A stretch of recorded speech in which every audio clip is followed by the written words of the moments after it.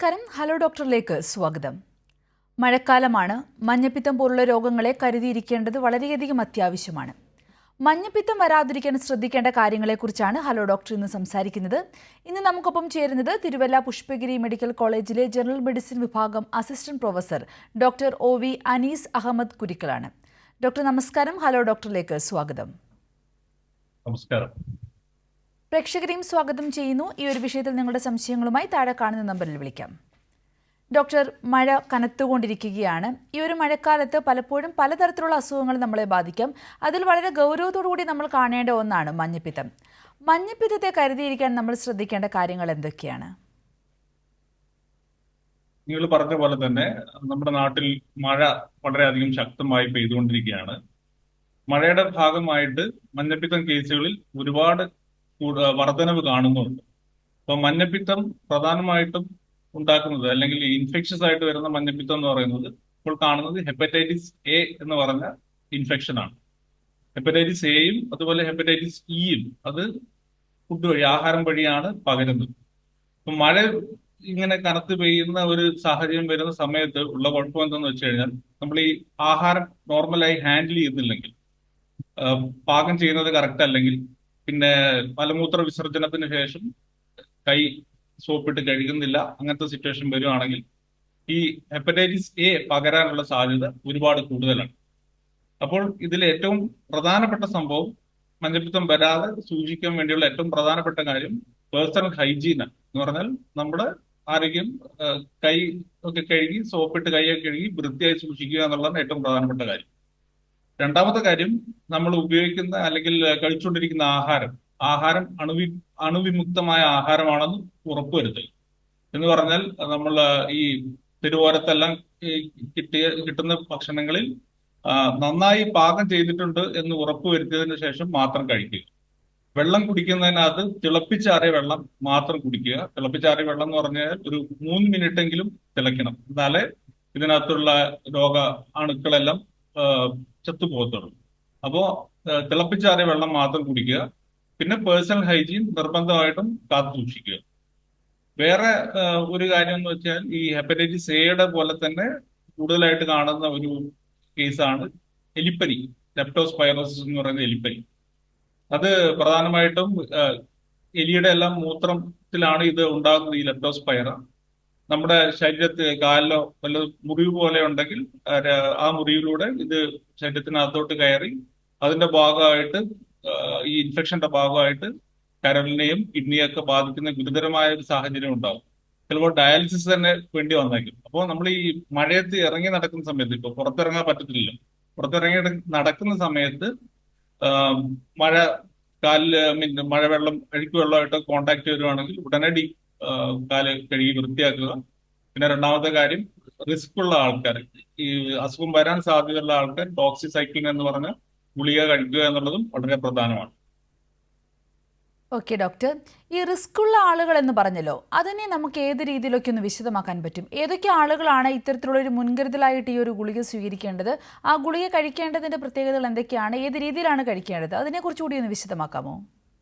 Doxycycline എന്ന് പറഞ്ഞ ഗുളികയാണ് prophylaxis ആയിട്ട് ഇത് വരാതിരിക്കാൻ വേണ്ടി കഴിക്കേണ്ടത്. അതില് അഴുക്ക് വെള്ളമായിട്ട് കോണ്ടാക്ട് എന്ന് പറഞ്ഞാൽ, നമ്മൾ ഈ ജോലിയുടെ ഭാഗമായിട്ട് അഴുക്ക് വെള്ളമായിട്ട് കോണ്ടാക്ട്, അതല്ലെങ്കിൽ പാടത്തെല്ലാം കൃഷിക്ക് വേണ്ടി ഇറങ്ങുന്ന ആൾക്കാരെല്ലാം ഡോക്സിസൈക്ലിൻ കഴിക്കേണ്ടതാണ്. ഓക്കെ ഡോക്ടർ, ഈ മഞ്ഞപ്പിത്തത്തിന് ഇത്തരത്തിലുള്ള മുൻകരുതലുകൾ നമുക്ക് എന്തൊക്കെയാണ് സ്വീകരിക്കുവാൻ സാധിക്കുന്നത്? മഞ്ഞപ്പിത്തത്തെ പ്രതിരോധിക്കുവാൻ നമുക്ക് ചെയ്യേണ്ട കാര്യങ്ങൾ, ഭക്ഷണത്തിൽ ശ്രദ്ധിക്കേണ്ട കാര്യങ്ങൾ, ഇതിനെക്കുറിച്ച് കൂടി ഒന്ന് വിശദമാക്കാമോ? ഭക്ഷണം വഴി വരാതിരിക്കാൻ ഏറ്റവും പ്രധാനമായിട്ടും ചെയ്യേണ്ട കാര്യം, വളരെ നീറ്റായ ഭക്ഷണം മാത്രം കഴിക്കുക എന്നുള്ളതാണ് ഏറ്റവും പ്രധാനപ്പെട്ട സംഭവം. നമ്മള് പുറത്തുനിന്ന് കഴിക്കുന്ന ഫുഡാണെങ്കിൽ ഉറപ്പുവരുത്തണം ഇത് നല്ല രീതിയിൽ പാകം ചെയ്ത ഫുഡാണ്, ആഹാരമാണെന്ന് ഉറപ്പുവരുത്തിയതിനു ശേഷം മാത്രം കഴിക്കുക.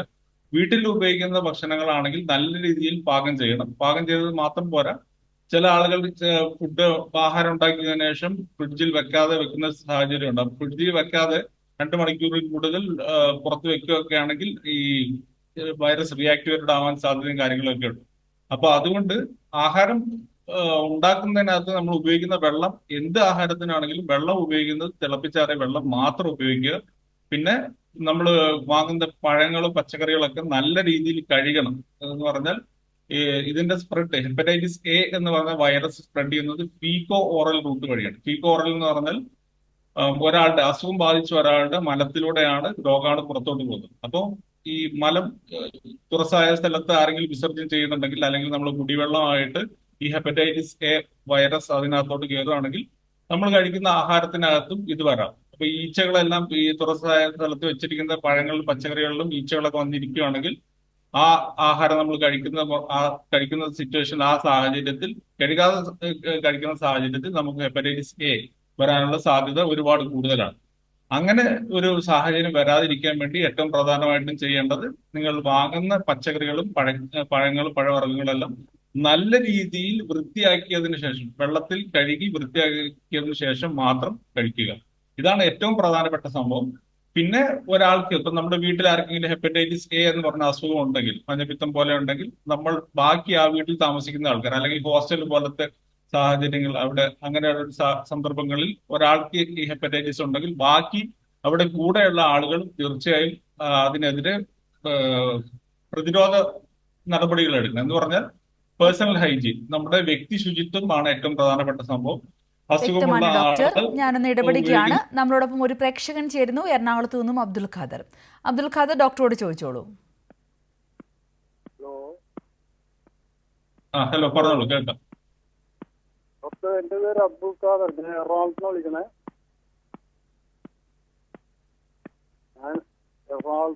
എന്റെ പേര് അബ്ദുൽ ഖാദർ.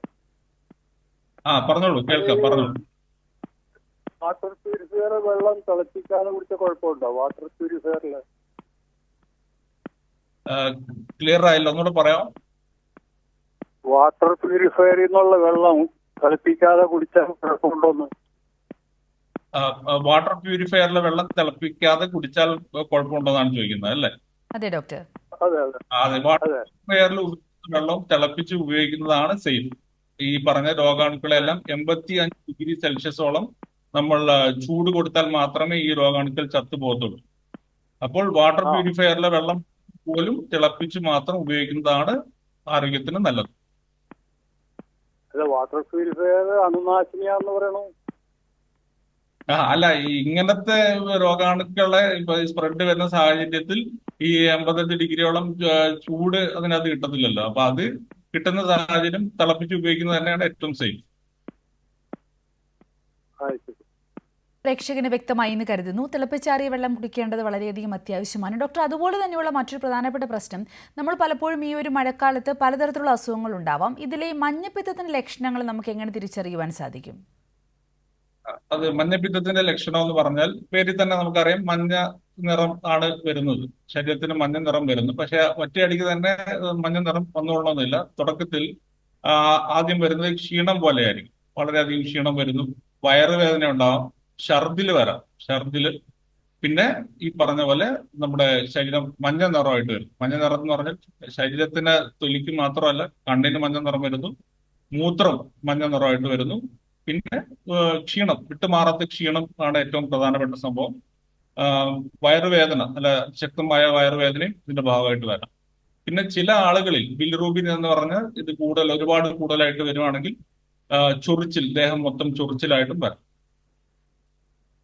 ഓക്കെ ഡോക്ടർ, ഈ ഒരു മഞ്ഞപ്പിത്തം ഇത്തരത്തിലുള്ള ലക്ഷണങ്ങൾ വന്ന് ഇതിനെ ഒന്ന് നമ്മൾ കണ്ടെത്തി കഴിയുമ്പോൾ ഇതിൻ്റെ ഒരു ചികിത്സാ രീതികൾ എത്രത്തോളമാണ്, റെസ്റ്റ് എത്രത്തോളമാണ് വേണ്ടത്? ആ ഒരു ചികിത്സാ രീതികളെ കുറിച്ച് കൂടി ഒന്ന് പറയാമോ? ഹെപ്പറ്റൈറ്റിസ് എ എന്ന് പറയുന്ന ഇൻഫെക്ഷൻ, ഒരുപാട് കാരണങ്ങളുണ്ട് ഈ മഞ്ഞപ്പിത്തം ഉണ്ടാകാൻ വേണ്ടി. ഹെപ്പറ്റൈറ്റിസ് എ എന്ന് പറഞ്ഞ ഇൻഫെക്ഷൻ ആണെങ്കിൽ അത് കരളിനെ ഒരു ഹെപ്പറ്റോട്രോപിക് വൈറസ് ആണ്, കരളിൽ പോയി ഇൻഫെക്ഷൻ ഉണ്ടാക്കുന്ന ഒരു വൈറസ് ആണ്. അപ്പോൾ ഈ അസുഖത്തിന്റെ ഇൻക്യുബേഷൻ പീരീഡ് എന്ന് പറഞ്ഞാൽ രോഗാണു നമ്മുടെ ശരീരത്തിനകത്തോട്ട് കയറി നമുക്ക് രോഗം വരാൻ ഉള്ള സമയം 15 മുതൽ 50 ദിവസം വരെയാണ്.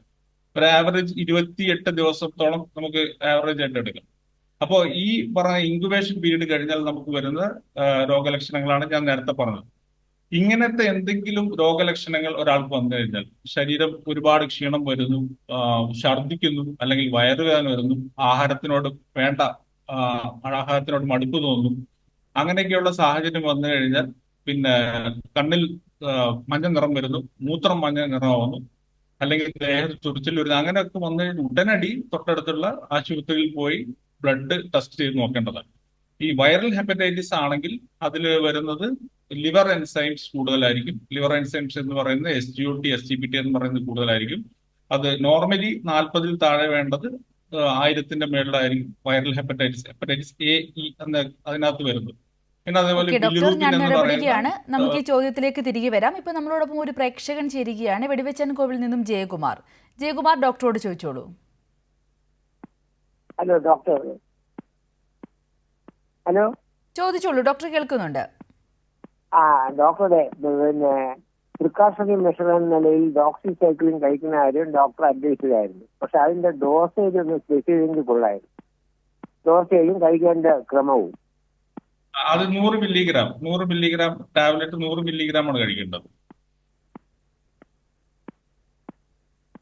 100 മില്ലിഗ്രാം ടാബ്ലറ്റ് തന്നെ. അത് എത്ര ദിവസം കഴിക്കണം എന്നുള്ളതല്ലേ? അത് സിംഗിൾ ഡോസ് എടുത്താൽ മതി, ഒറ്റ ഡോസ് എടുത്താൽ മതി. ഓക്കെ, പ്രേക്ഷകന് വ്യക്തമായി എന്ന് കരുതുന്നു. ഒറ്റ ഡോസ് ഉള്ള ആൾക്ക് ഒറ്റ ഡോസ് എടുത്താൽ മതി. അതെ ഡോക്ടർ, നമ്മൾ പറഞ്ഞു വന്നത് ഈ ഒരു ഹെപ്പറ്റൈറ്റിസ് എ അതിന്റെ ഒരു ചികിത്സാ രീതി അത് എത്രത്തോളം മാരകമാണ് തുടങ്ങിയതിനെ കുറിച്ചായിരുന്നു. ഡോക്ടർക്ക് തുടരാം. അപ്പോ നമ്മൾ തുടർന്ന് പറഞ്ഞാൽ ഈ ഹെപ്പറ്റൈറ്റിസ് എ എന്ന് പറഞ്ഞാൽ കരളിനെ ബാധിക്കുന്നു. കരൾ എന്ന് പറഞ്ഞാൽ നമ്മുടെ ശരീരത്തിൽ വളരെ പ്രധാനപ്പെട്ട ഒരു അവയവമാണ്. അപ്പൊ അത് ഏറ്റവും പ്രധാനപ്പെട്ട ഇതെന്ന് പറഞ്ഞാൽ നമ്മള് വിശ്രമമാണ് വേണ്ടത്. ശരീരത്തിന് വിശ്രമം നല്ല രീതിയിൽ കൊടുക്കേണ്ടതുണ്ട്. ശരീരത്തിന് റിക്കവറി ചെയ്യാൻ വേണ്ടി പഴയപടി തിരിച്ച് ശരീരം ആവാൻ വേണ്ടിയുള്ള സമയം കൊടുക്കണം. പിന്നെ ഇതിലുള്ള ഏറ്റവും പ്രധാനപ്പെട്ട സംഭവം എന്ന് വെച്ച് കഴിഞ്ഞാൽ കരളിന് പ്രശ്നം ഉണ്ടാകുന്ന, കരളിനെ ബാധിക്കുന്ന മരുന്നുകളോ വസ്തുക്കളോ നമ്മൾ എടുക്കാൻ പാടില്ല. സാധാരണഗതിയിൽ നിങ്ങൾക്ക് അറിയാം, പനി വരുന്ന സമയത്ത് നമ്മൾ ഏറ്റവും കൂടുതൽ എടുക്കുന്നത് പാരസെറ്റമോളാണ്. പാരസെറ്റമോള് ഒരളവിൽ കൂടുതൽ നമ്മൾ എടുക്കാൻ പറ്റില്ല. ഇപ്പോൾ ഹെപ്പറ്റൈറ്റിസിൽ കരളിനെ ബാധിക്കുന്ന സാഹചര്യത്തിൽ നമ്മൾ കൂടുതൽ പാരസെറ്റമോൾ എടുത്തു കഴിഞ്ഞാൽ അത് വീണ്ടും കരളിന് പ്രശ്നം ഉണ്ടാകും. അപ്പോൾ എടുക്കുന്ന പാരസെറ്റമോള് ഡോക്ടറുടെ നിർദ്ദേശപ്രകാരം മാത്രമേ എടുക്കാൻ പാടുള്ളൂ.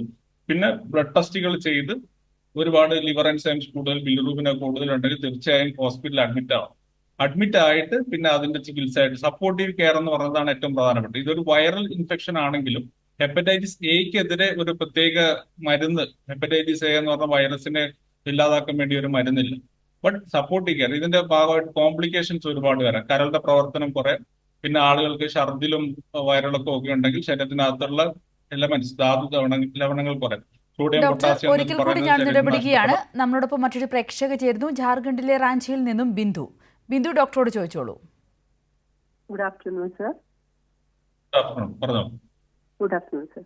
സർ, എനിക്ക് ചോദിക്കേണ്ടത് ഹെപ്പറ്റൈറ്റിസ് എ ബിയുടെ വാക്സിൻ ഉണ്ടല്ലോ, അപ്പൊ അത് എന്റെ മോൾക്ക് ഞാൻ ചെറുപ്പത്തിൽ കൊടുത്തിട്ടുള്ളതാണ്. എ ബിയുടെ കോമ്പിനേഷൻ വാക്സിനും കൊടുത്തു, പിന്നെ സ്കൂൾ ഡേയ്സിൽ അതിന്റെ ബൂസ്റ്റർ ഡോസും കൊടുത്തിരുന്നു. പക്ഷെ ഇപ്പൊ അവളുടെ ഒരു അഡ്മിഷൻ ആയിട്ടുണ്ട് IIM കോഴിക്കോടിന്. അപ്പൊ അവിടെ വാക്സിനേഷൻ വീണ്ടും അവർ ചോദിക്കുന്നു ചെയ്യണമെന്ന്. അപ്പോ അങ്ങനെ ചെയ്യുന്നതുകൊണ്ട് പ്രശ്നമുണ്ടോ സർ? ഒരു പ്രാവശ്യം ബൂസ്റ്റർ താൻ കൊടുത്തത് വീണ്ടും കൊടുക്കുകയാണ്. അതുപോലെ ഇത് എത്ര പ്രൊട്ടക്ഷൻ തരും? അതാണ് എന്റെ ഡൗട്ട്. ഓക്കെ, ഇത് വളരെ ഒരു വാലിഡ് ആയ ചോദ്യമാണ്. പല ആൾക്കാരും ഹെപ്പറ്റൈറ്റിസ് ബി അല്ലെങ്കിൽ എ വാക്സിൻ എടുത്തിട്ട് പിന്നെ ഒരു ജോലിക്ക് വേണ്ടിയോ അല്ലെങ്കിൽ പുറത്തോ എല്ലാം പോകേണ്ട സാഹചര്യം വരുമ്പോൾ വീണ്ടും വാക്സിൻ എടുക്കണോ വേണ്ടോ എന്നുള്ള ഒരു ചോദ്യം വരുന്നുണ്ട്. ചില സ്ഥാപനങ്ങൾ വേണമെന്ന് നിർബന്ധിക്കുകയും ചെയ്യും. അത്തരം സാഹചര്യങ്ങൾ നമ്മൾ ചെയ്യേണ്ടത് നമ്മുടെ പ്രൊട്ടക്റ്റീവ് ടൈറ്റർ എത്രയുണ്ട് നോക്കുക എന്നുള്ളതാണ്. ആ പ്രൊട്ടക്റ്റീവ് ടൈറ്റർ ബ്ലഡിനകത്ത് ചെയ്യുന്ന ടെസ്റ്റാണ്. ആ ടെസ്റ്റ് ടൈറ്റർ കൂടുതലാണ് എന്നുണ്ടെങ്കിൽ, പ്രൊട്ടക്റ്റീവ് ടൈറ്റർ ആയിട്ടുണ്ട് എന്നുണ്ടെങ്കിൽ നമ്മൾ വീണ്ടും ഒരു വാക്സിൻ അടുത്ത ഡോസ് അല്ലെങ്കിൽ ബൂസ്റ്റർ ഡോസ് എടുക്കേണ്ട ആവശ്യമില്ല. ബട്ട് നമ്മുടെ പ്രൊട്ടക്റ്റീവ് ടൈറ്റർ കുറവാണ് എന്നുള്ള സാഹചര്യമാണെങ്കിൽ തീർച്ചയായിട്ടും നമ്മൾ വാക്സിൻ ബൂസ്റ്റർ ഡോസ് എടുക്കേണ്ടി വരും. ഇതാണ് അതിനുള്ള ഉത്തരം. പ്രേക്ഷകയ്ക്ക് വ്യക്തമായി എന്ന് കരുതുന്നു. ഡോക്ടർ, നമ്മൾ പറഞ്ഞു വന്നത് ഇതിൻ്റെ ഒരു ചികിത്സാ രീതികളെ കുറിച്ചും മറ്റുമാണ്. അതിനോടൊപ്പം തന്നെ ചോദിച്ചുകൊള്ളട്ടെ, ഈ ഒരു മഞ്ഞപ്പിത്തം പടരാനുള്ള സാധ്യത ഡോക്ടർ പറഞ്ഞ പോലെ ഈ ഒരു സാഹചര്യത്തിൽ പ്രത്യേകിച്ച് മഴക്കാലത്ത് വളരെയധികം കൂടുതലാണ്. ഇങ്ങനെ ഒരു പാൻഡമിക് സിറ്റുവേഷനിലേക്ക് പോകാനുള്ള സാധ്യതയുണ്ടോ? അങ്ങനെ പോയാൽ നമ്മൾ എടുക്കേണ്ട കാര്യങ്ങൾ എന്തൊക്കെയാണ്? ഞാൻ ആ ചികിത്സയുടെ ഫുള്ള് പറഞ്ഞില്ല. അതിൽ ഒരു കാര്യം എന്ന് പറഞ്ഞു കഴിഞ്ഞാൽ ഈ അക്യൂട്ട് ഫൾമിനന്റ് ലിവർ ഫെയിലിയർ എന്ന് പറഞ്ഞൊരു സാഹചര്യം വരാനൊരു സാധ്യതയുണ്ട്. ഈ ഹെപ്പറ്റൈറ്റിസ് എ ഒക്കെ ആണെങ്കിൽ പ്രായമുള്ള ആൾക്കാർ അല്ലെങ്കിൽ കൂടെയുള്ള ഇതിൻ്റെ ഹെപ്പറ്റൈറ്റിസ് ബി അല്ലെങ്കിൽ ഡി അല്ലെങ്കിൽ സി ഒക്കെ ഇൻഫെക്ഷൻ ഉള്ള ആൾക്കാരാണെങ്കിൽ അവർക്ക് പൾമിനന്റ് ഹെപ്പാറ്റിക് ഫെയിലർ എന്ന് പറഞ്ഞ കരളിന്റെ പ്രവർത്തനം കംപ്ലീറ്റ് ആയിട്ട് നിന്ന് പോകുന്ന ഒരു സാഹചര്യം വരാം. അതിന്റെ ഭാഗമായിട്ട് അവർക്ക് എൻസെഫലോപ്പതി എന്ന് പറഞ്ഞാൽ നമ്മൾ നോർമലി ഉള്ള ബോധം എല്ലാം മറിഞ്ഞ് ഈ ലിവറിന്റെ പ്രധാന ഫംഗ്ഷൻ എന്ന് പറഞ്ഞാൽ ഡീടോക്സിഫിക്കേഷൻ, ശരീരത്തിലുള്ള വേസ്റ്റ് ദൂഷിച്ച പദാർത്ഥങ്ങളെ ശുദ്ധീകരിക്കുക എന്നുള്ളതാണ്. അപ്പൊ അതെല്ലാം തലച്ചോറിൽ വന്ന എൻസെഫലോപ്പതി വരാം. പിന്നെ കോയാഗുലോപ്പതി എന്ന് പറഞ്ഞാൽ ശരീരത്തിനകത്തെല്ലാം ബ്ലീഡിംഗ് ആയിട്ട് വരാം. അങ്ങനത്തെ സാഹചര്യങ്ങളൊക്കെ ഉണ്ട്. അപ്പൊ അതെല്ലാം പ്രിവെന്റ് ചെയ്യാൻ വേണ്ടി തീർച്ചയായും ആശുപത്രിയിൽ അഡ്മിറ്റ് ചെയ്ത് ലിവർ എൻസൈംസും ലെഫ്റ്റിയും മോണിറ്റർ ചെയ്ത് സപ്പോർട്ടീവായിട്ട് കെയർ എടുക്കണം. ഹൈഡ്രേഷൻ ഏറ്റവും പ്രധാനപ്പെട്ടത്. ശരീരത്തിനകത്ത് നിർജ്ജലീകരണം, വെള്ളത്തിന്റെ അളവ് ഒരുപാട് കുറഞ്ഞു പോകും. തിരിച്ച് ഹൈഡ്രേറ്റ് ചെയ്യലും ശരീരം ഹൈഡ്രേറ്റ് ചെയ്യൽ ഏറ്റവും പ്രധാനപ്പെട്ട സംഭവമാണ്. പിന്നെ നിങ്ങൾ ചോദിച്ച ചോദ്യം പാൻഡമിക്കിന് സാധ്യതയുണ്ടോ എന്ന് വെച്ചാൽ ഇതൊരു ലോക്കൽ ഔട്ട് ബ്രേക്സ് ആയിട്ടാണ് കാണുന്നത്. കാരണം ഇതൊരു എയർ വഴിയോ അല്ലെങ്കിൽ ഡ്രോപ്ലെറ്റ്സ്, ശ്വാസം വഴിയോ ഡ്രോപ്ലെറ്റ്സ് വഴിയോ സ്പ്രെഡ് ആവുന്ന അസുഖമാണ്. പ്രധാനമായിട്ടും ഫീക്കൽ ഓറൽ ട്രാൻസ്മിഷൻ, അത് പറഞ്ഞാൽ ആഹാരത്തിലൂടെയും വെള്ളത്തിലൂടെയും മാത്രം പകരുന്ന ഒരു അസുഖം. അപ്പൊ ഒരു സ്ഥലത്ത് ഒരു ഔട്ട് ബ്രേക്ക് ഉണ്ടായി കഴിഞ്ഞാൽ, ഉദാഹരണത്തിന് ഒരു ഹോസ്റ്റൽ അല്ലെങ്കിൽ ഒരു കല്യാണം പോലത്തെ ഒരു പ്രോഗ്രാമിൽ ഒരു ഔട്ട് ബ്രേക്ക് ഉണ്ടായി കഴിഞ്ഞാൽ തീർച്ചയായിട്ടും ആ ഒരു ഫംഗ്ഷനിൽ അറ്റൻഡ് ചെയ്ത ആൾക്കാർ അല്ലെങ്കിൽ അവിടെ താമസിക്കുന്ന ആൾക്കാർ, ഈ ഭക്ഷണം കഴിക്കുന്ന ആൾക്കാർക്ക് ഇത് വരാനുള്ള സാധ്യത ഒരുപാട് കൂടുതലാണ്. ഇപ്പോൾ റീസെന്റ് നമ്മൾ കണ്ടതാണ്, മലപ്പുറം ജില്ലയിൽ കുറെ കേസുകൾ, ഹെപ്പറ്റൈറ്റിസ് എയുടെ കേസുകൾ കണ്ടായിരുന്നു. അപ്പോൾ ലോക്കൽ ഔട്ട് ബ്രേക്സ് ഉണ്ടാവാനുള്ള സാധ്യതയുണ്ട്. പിന്നെ ഒരു കാര്യം ഇതിൽ മനസ്സിലാക്കേണ്ടത്, ഈ ഹെപ്പറ്റൈറ്റിസ് എയുടെ ഏക റിസർവോയർ എന്ന് പറയുന്നത് മനുഷ്യനാണ്. അപ്പൊ നമുക്ക് എല്ലാവരുടെയും വാക്സിനേറ്റ് ചെയ്യണം, അല്ലെങ്കിൽ ഈ അസുഖം സ്പ്രെഡ് ചെയ്യുന്നത് കംപ്ലീറ്റ് ആയിട്ട് നിർത്തി കഴിഞ്ഞാൽ വേണമെങ്കിൽ നമുക്ക് ഇറാഡിക്കേറ്റ് ചെയ്യാൻ പറ്റുന്ന ഒരു അസുഖമാണ് ഹെപ്പറ്റൈറ്റിസ് എ. ഡോക്ടർ, നമ്മൾ പറഞ്ഞു വന്നത് മഞ്ഞപ്പിത്തത്തെ കുറിച്ചാണ്. ഇത്തരം സാഹചര്യങ്ങളിൽ ഈ രോഗങ്ങൾക്ക് സ്വയം ചികിത്സ നൽകുന്നവർ നമ്മുടെ ചുറ്റുപാടും വളരെയധികം കൂടുതലാണ്. അതിന്റെ ഒരു അപകടകരമായ സാഹചര്യം എത്രത്തോളമാണ്? തീർച്ചയായിട്ടും അത് വലിയൊരു പ്രശ്നമാണ്. കാരണം എന്താണെന്ന് വെച്ച് കഴിഞ്ഞാൽ പല കേസിലും നമ്മുടെ ഈ അസുഖം വന്നു കഴിഞ്ഞാൽ ഇതുപോലെ ഞാൻ ആദ്യം പറഞ്ഞ നോൺ സ്പെസിഫിക് സിംറ്റംസ്, ശരീരം വേദന അല്ലെങ്കിൽ ക്ഷീണം, വയറുവേദന, അങ്ങനെയൊക്കെയുള്ള സമയത്ത് ആളുകൾ ഒരുപാട് ചിലപ്പോൾ പനിയൊക്കെ വരുന്ന സമയത്ത് ഡോക്ടറെ കാണിക്കാതെ പാരസെറ്റമോൾ കൂടുതൽ എടുത്ത് കഴിക്കാം, പനി ശരീരത്തിൽ നിന്ന് ഈ ചൂടെല്ലാം കുറയാൻ വേണ്ടി. അപ്പൊ ഈ പാരസെറ്റമോൾ കഴിച്ചാലുള്ള കുഴപ്പം എന്താണെന്ന് വെച്ച് കഴിഞ്ഞാൽ, പാരസെറ്റമോൾ ഞാൻ ആദ്യം പറഞ്ഞത് അത് ഒരു അളവിൽ കൂടി കഴിഞ്ഞാൽ ഹെപ്പറ്റോടോക്സിക് ആണ്, എന്ന് പറഞ്ഞാൽ കരളിനെ ബാധിക്കുന്നു. ഡോക്ടർ, ഞാനൊന്ന് ഇടപെടുകയാണ്. നമുക്ക് ഈ ഒരു ചോദ്യത്തിലേക്ക് തിരികെ എത്താം. ഇപ്പൊ നമ്മളോടൊപ്പം ഒരു പ്രേക്ഷകൻ ചേരുകയാണ്, ഹൃദ്നാഥ് പൊന്നാനിയിൽ നിന്നും. ഹൃദ്നാഥ്, ഡോക്ടറോട് ചോദിച്ചോളൂ. Hello doctor. ഹലോ, പറഞ്ഞോളൂ. ഫിൽറ്റർ ചെയ്ത വെള്ളം തിളപ്പിക്കാതെ കുടിക്കാൻ പറ്റുമോ?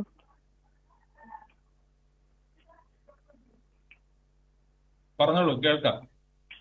ഫിൽറ്റർ ചെയ്ത വെള്ളം തിളപ്പിക്കാതെ കുടിക്കാൻ പറ്റുമോ? ഹൃദ്നാഥ്, ചോദ്യം വ്യക്തമല്ല, ഒന്നുകൂടി ചോദിക്കുമോ? നമ്മള് വീട്ടില് ഫിൽറ്റർ ചെയ്ത വെള്ളം തിളപ്പിക്കാതെ കുടിക്കാൻ പറ്റുമോ? ടിവിയുടെ ശബ്ദമുണ്ടെങ്കിൽ അത് കുറച്ച് വെച്ചിട്ട് കുറച്ചുകൂടി ഉറക്കെ ചോദിക്കൂ. ഫിൽറ്റർ ചെയ്ത വെള്ളം തിളപ്പിക്കാതെ കുടിക്കാൻ പറ്റുമോ? വെള്ളം തിളപ്പിക്കാതെ കുടിക്കാൻ പറ്റുമോ എന്നുള്ളതാണ് ചോദിക്കുന്നത്. ഞാൻ കേട്ടില്ല, ഒന്നുകൂടെ പറയാം.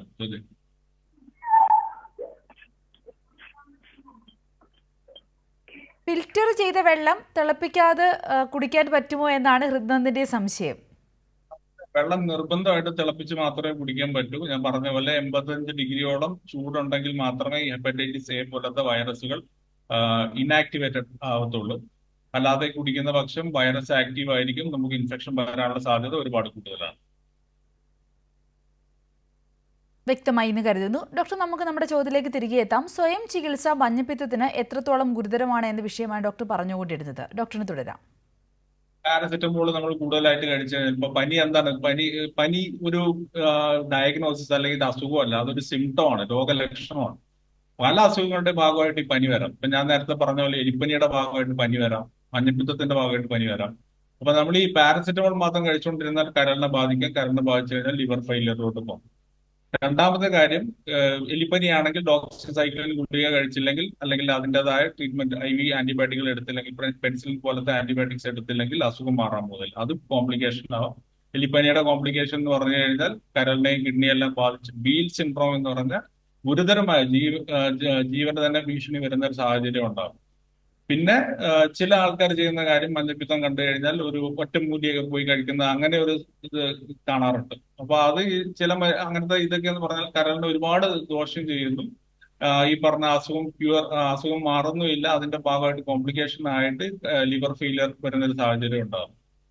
പിന്നെ ഞാൻ ആദ്യം തന്നെ പറഞ്ഞല്ലോ, നമ്മൾ ഇതിന്റെ ഭാഗമായിട്ട് നമുക്ക് ഒരുപാട് തവണ വൊമിറ്റിംഗ്, ഛർദി വരാം. ഛർദിക്കലും എന്നൊക്കെ വരികയാണെങ്കിൽ ശരീരത്തിൽ നിന്ന് ധാതു ലവണങ്ങൾ, ഈ സോഡിയം പൊട്ടാസ്യം എന്നൊക്കെ പറയുന്ന ഉപ്പിന്റെ അളവെല്ലാം കുറഞ്ഞു വരും. അപ്പൊ അങ്ങനെ വരുന്ന സാഹചര്യം, പിന്നെ വെള്ളം ശരീരത്തിൽ നിന്ന് പോയി ഡീഹൈഡ്രേഷൻ, നിർജ്ജലീകരണം സംഭവിക്കുന്ന വരുന്ന ഒരു സാഹചര്യത്തിൽ ശരീരത്തിലേക്ക് നമ്മൾ ഈ ജലം തിരിച്ചു കൊണ്ടുവന്നില്ലെങ്കിൽ, അല്ലെങ്കിൽ ഈ ഇലക്ട്രോലൈറ്റ്സ്, ഈ സോഡിയം പൊട്ടാസ്യം ഒന്നും കറക്റ്റ് ആക്കിയില്ലെങ്കിൽ അത് നമുക്ക് നമ്മുടെ ജീവന് തന്നെ ഭീഷണിയായിരിക്കും.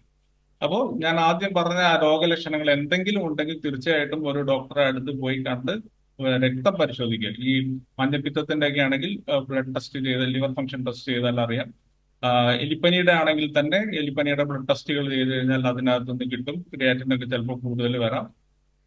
എന്ത് അസുഖം നിങ്ങൾക്ക് ഈ പറഞ്ഞ ഈ മഴ വരുന്ന സാഹചര്യത്തിൽ ഒരു പനി വന്നു കഴിഞ്ഞാൽ പാരസെറ്റമോൾ കഴിച്ച് പനി കുറയും എന്ന് വിചാരിച്ച് ഇരിക്കരുത് എന്നുള്ളതാണ് ഏറ്റവും പ്രധാനപ്പെട്ട കാര്യം.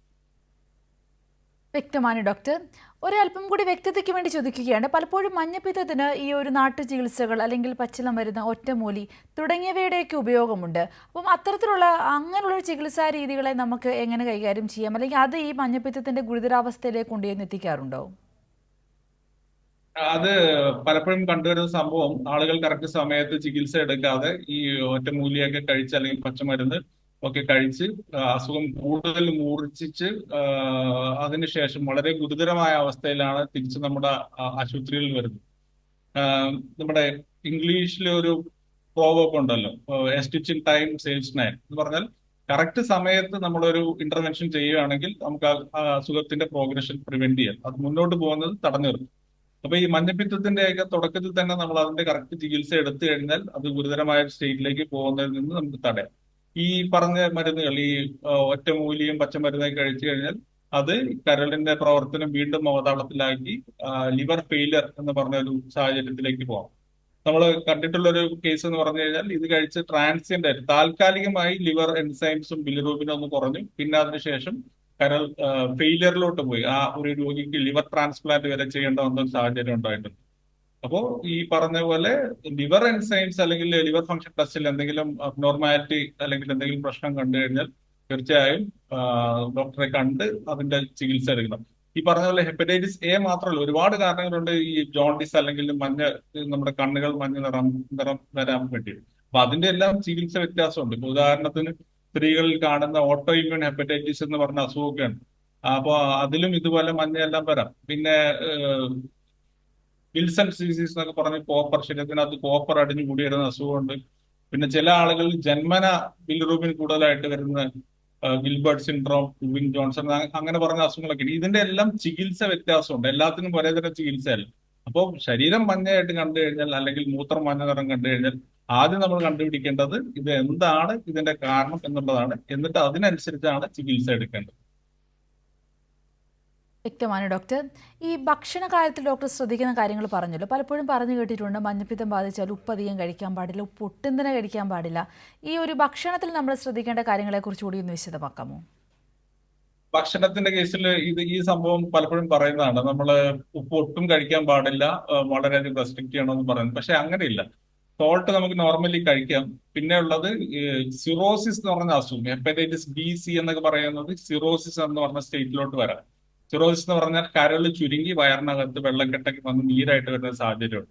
അങ്ങനത്തെ സാഹചര്യങ്ങളിൽ മാത്രമാണ് നമ്മൾ സോൾട്ട് റെസ്ട്രിക്ഷൻ, ഉപ്പ് നമ്മൾ സാധാരണ ഉപയോഗിക്കുന്ന ഉപ്പ് കുറയ്ക്കേണ്ടതുള്ളൂ. ഹെപ്പറ്റൈറ്റിസ് എ എന്ന് പറഞ്ഞാൽ നേരത്തെ നമ്മൾ ഈ പറഞ്ഞുകൊണ്ടിരിക്കുന്ന ഹെപ്പറ്റൈറ്റിസ് എക്കകത്തൊന്നും ഫുഡിനകത്ത് ഈ പറഞ്ഞ പോലെ ഉപ്പ് നിയന്ത്രിക്കേണ്ട ആവശ്യമില്ല. പിന്നെ ആഹാരം, നമ്മുടെ ഈ ഫാറ്റി ഫുഡ്, കൊഴുപ്പുള്ള ഫുഡ് കഴിച്ചു കഴിഞ്ഞാൽ അത് ദഹിക്കാൻ വേണ്ടിയുള്ള രാസപദാർത്ഥങ്ങൾ വരുന്നത് ഗോൾ ബ്ലാഡറിൽ നിന്നാണ്. അപ്പോൾ അത് ഗോൾ ബ്ലാഡറിൽ നിന്ന് വരുന്നത് കരളിൽ നിന്ന് വന്ന് ഗോൾ ബ്ലാഡറിൽ സ്റ്റോർ ചെയ്യുന്നതാണ്. അപ്പൊ കരള് പ്രവർത്തനം വീക്കായിട്ടിരിക്കുന്ന സമയത്ത്, കരളിന് ഒരു ക്ഷതം സംഭവിച്ചിരിക്കുന്ന സമയത്ത് ഫാറ്റി ഫുഡ്, കൊഴുപ്പുള്ള ഫുഡ്, അധികം റെഡ് മീറ്റ് പോലെയുള്ള ഫുഡ് അല്ലെങ്കിൽ കൂടുതൽ ഓയിലി കണ്ടന്റ് ഉള്ള ഫുഡ്, ബിരിയാണി അതുപോലത്തെ ആഹാരങ്ങൾ, ഫ്രൈഡ് പൊരിച്ച ഐറ്റംസ് ഒക്കെ ഒഴിവാക്കുന്നതാണ് നല്ലത്. വെള്ളം നല്ലവണ്ണം കുടിക്കുക, തിളപ്പിച്ചാറിയ വെള്ളം മാത്രം കുടിക്കുക. പച്ചക്കറികളും പഴങ്ങളും നല്ലവണ്ണം കഴുകി ഉപയോഗിക്കുക. പഴവർഗ്ഗങ്ങൾ കഴിക്കുന്നതിനോ പച്ചക്കറികൾ കഴിക്കുന്നതിനോ ഒരു തടസ്സവുമില്ല, ഇതെല്ലാം കഴിക്കാം. പിന്നെ പെട്ടെന്ന് ദഹിക്കുന്ന ഇറക്കാൻ പറ്റുന്ന ഭക്ഷണം കഴിക്കുക. ഒരു കാര്യം എന്ന് വെച്ച് കഴിഞ്ഞാൽ ആൾക്കാർക്ക് വിശപ്പ് പോകാനൊരു സാധ്യതയുണ്ട്. വ്യക്തമാണ് ഡോക്ടർ. സമയക്കുറവ് മൂലം ഞാനൊന്ന് ഇടപെടുകയാണ്. ഹലോ ഡോക്ടറിൻ്റെ ഇന്നത്തെ സമയം ഇവിടെ പൂർണ്ണമാവുകയാണ്. മഞ്ഞപ്പിത്തത്തെക്കുറിച്ചാണ് നമ്മൾ സംസാരിച്ചുകൊണ്ടിരുന്നത്. അതിനെക്കുറിച്ച് വ്യക്തമാക്കി നമുക്ക് തന്നത് ഹലോ ഡോക്ടറിൽ നിന്ന് നമ്മളോടൊപ്പം ഉണ്ടായിരുന്നത് തിരുവല്ല പുഷ്പഗിരി മെഡിക്കൽ കോളേജിലെ ജനറൽ മെഡിസിൻ വിഭാഗം assistant professor doctor OV Anees Ahmed കുരിക്കലാണ്. ഡോക്ടർ വളരെയധികം നന്ദി. Thank you. ഹലോ ഡോക്ടർ ഇവിടെ പൂർണ്ണമാകുന്നു. നമസ്കാരം.